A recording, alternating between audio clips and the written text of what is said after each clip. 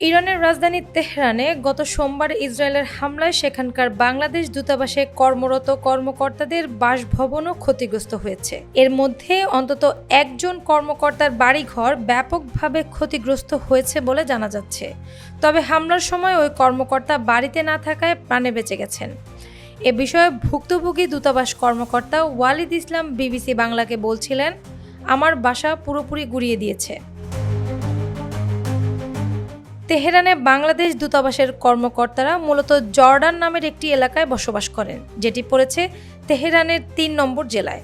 ওই এলাকায় ইরানের রাষ্ট্রীয় টেলিভিশন ভবন সহ বেশ কিছু গুরুত্বপূর্ণ স্থাপনা রয়েছে, যেগুলোয় সোমবার ঘোষণা দিয়ে হামলা চালিয়েছে ইসরায়েল। হামলার আগে বাসিন্দাদের সরে যেতে বলা হয়। এতে প্রাণহানি কিছুটা কম হলেও ক্ষতিগ্রস্ত হয়েছেন অসংখ্য স্থাপনা। কেবল কূটনীতিকদের কয়েকটি বাড়ি টিকে আছে, কিন্তু আশেপাশের কিছুই নেই, বলেন ইরানে বাংলাদেশি দূতাবাসের ফার্স্ট সেক্রেটারি ওয়ালিদ ইসলাম।